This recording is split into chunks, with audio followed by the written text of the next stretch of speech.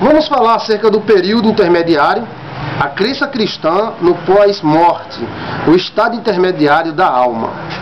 É muito importante que analisemos com cuidado este assunto, porque é um assunto de alta intelectualidade, conceitos milenares.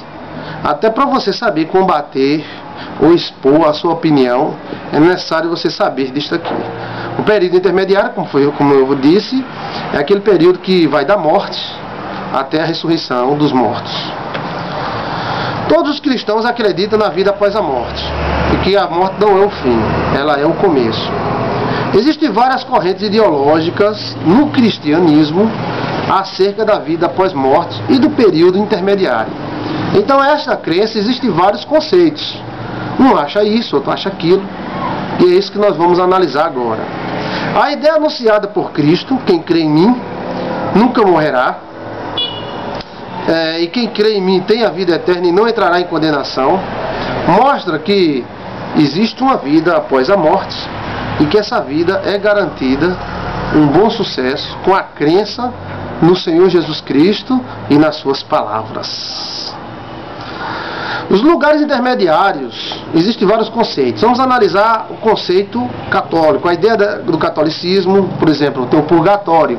O purgatório seria um lugar de sofrimento e de purgar, ou seja, limpar, tirar, ou seja, limpar a sujeira, tirar os pecados.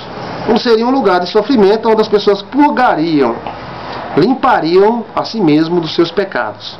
A doutrina do limo, temos na Igreja Católica também a doutrina do limo, que é o lugar das crianças não batizadas e daquelas pessoas pagãs. Os lugares intermediários foi tema de grande polêmica na Idade Média e até hoje ainda são. As missas de sétimo dia, por exemplo, servem para diminuir a força do fogo do purgatório sobre a vida daquela pessoa. Então, segundo o conceito geral, cada missa rezada, ela abaixa um grau no fogo do purgatório. Vamos continuar essa ideia lendo a nossa apostila, baseada no Manual Prático de Teologia de Eduardo Joiner, da editora Central Gospel. Esse livro é um livro muito bom e aconselhável para você comprar e estudar. Mas temos a nossa apostila baseada nesse livro e vamos ver aqui outros conceitos, como o Hades, a doutrina do purgatório. Vamos dar uma lida, então preste atenção sobre o que nós vamos ler. O termo Hades, H-A-D-E-S, Hades, o termo Hades no grego transmite a mesma ideia que a palavra hebraica Sheol, S-E-O-L. Sheol, alguns falam Sheol, mas é Sheol. C-E-S-E, aliás, O-L. O invisível, o mundo dos espíritos, está em conformidade com a doutrina de um estado futuro, que é assinada com menos clareza no Antigo Testamento, onde o Sheol é indefinido e diz a respeito aos ímpios, enquanto no Novo Testamento o Hades, quer dizer, Sheol no Velho Testamento e Hades no Novo. Então, no Novo Testamento, o Hades aparece dividido em paraíso e Geena. Hades, pois, significa, às vezes, o mundo invisível em geral, e às vezes, uma de suas divisões, ou seja, ou a Geena ou o paraíso.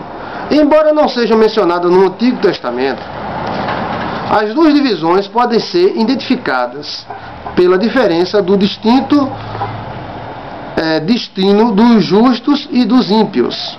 O termo ocorre 12 vezes no Novo Testamento, ou seja, ocorre esse termo Hades 12 vezes no Novo Testamento. Às vezes traduzido por morte ou inferno. Mateus capítulo 11, versículo 23 a 16 e 18. E Lucas capítulo 10, versículo 15. Lucas 16, 23 e Atos capítulo 2, versículo 27 a 31. Em 1 Coríntios 15, 55, Apocalipse capítulo 1, versículo 18. Paraíso é encontrado em Lucas capítulo 23, versículo 43, e em 2 Coríntios capítulo 12, versículo 4. Apocalipse capítulo 2, versículo 7, e em Lucas 16, 20. e é chamado seio de Abraão. Geena é traduzido por inferno. Encontra-se 12 vezes no Novo Testamento. Mateus 5, 22 a 29, Mateus 10, 28, Mateus 23, 15, Marcos capítulo 9, versículo 43 e Lucas capítulo 12, versículo 5, Tiago capítulo 3, versículo 6. Sem dúvida, o Hades é uma situação transitória que terminará com a ressurreição e o juízo final. No Hades está bem definido a situação dos justos e dos ímpios. As almas dos justos estão diante do trono de Deus e servem de dia e de noite no seu templo. Apocalipse capítulo 7, versículo 15. Na Geena, o inferno, o seu bicho nunca morre e o fogo nunca se apaga. Marcos capítulo 9, versículo 44. Foi com essa visão do Hades que o rico ergueu os olhos, estando em tormentos, em Lucas capítulo 16, versículo 23. Então, o Hades, ele tem duas divisões, Geena e seio de Abraão, segundo o conceito geral da igreja cristã. A doutrina do purgatório é a doutrina da igreja católica. Além dos dois lugares mencionados na Bíblia como componentes do mundo dos espíritos, o paraíso, o céu, e a Geena, ou inferno, tá lembrado, né? Paraíso, céu, Geena, inferno. A igreja romana acrescentou outros três: o limbo das criancinhas, limbo, e o limbo dos pais, e o purgatório. Então são mais três lugares que a Igreja Católica acrescentou em seus concílios. Vamos repetir para você decorar: o limbo das crianças não batizadas, o limbo dos pais pagãos e o purgatório. Segundo os teólogos romanos, o limbo das criancinhas é o lugar designado às crianças que morreram sem ser batizadas.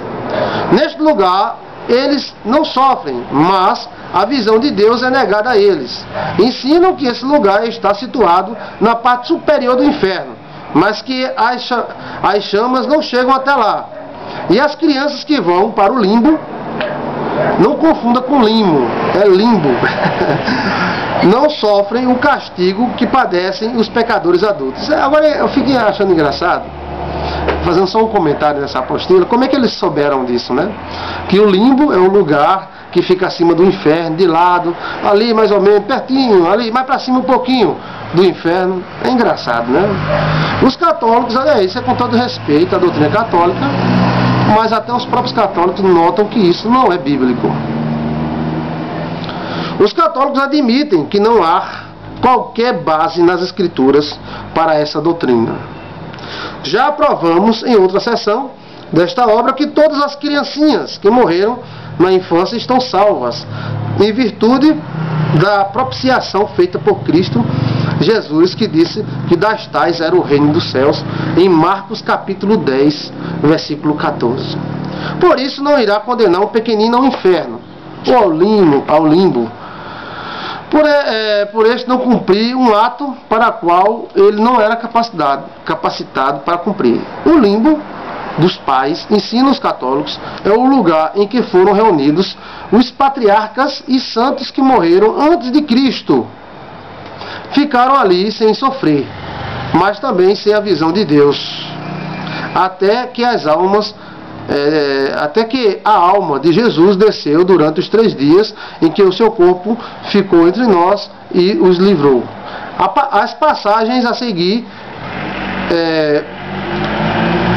interpretadas erroneamente, dão base a essa opinião. Vamos ver. Não deixará a minha alma no Hades, nem permitirá que o teu santo veja corrupção. Não foi deixado no Hades. Atos capítulo 2, versículo 27, versículo 31. Também Cristo padeceu uma vez pelos pecados, o justo pelo injusto, para levar-nos a Deus, mortificando na verdade a carne, mas vivificando pelo Espírito, no qual também foi e pregou aos espíritos em prisões, os quais em outro tempo foram rebeldes, quando a longanimidade de Deus esperavam nos dias de Noé, enquanto se preparavam a arca, a qual pouco ao qual poucas almas se salvaram. 1 Pedro capítulo 3, versículo 18 a 20. Então, eles se baseiam nesses textos para provar a existência do limbo e do purgatório. Essa é uma doutrina interessante da Igreja Católica que estamos comentando, a doutrina do purgatório e do limbo. Vamos continuar nesse assunto.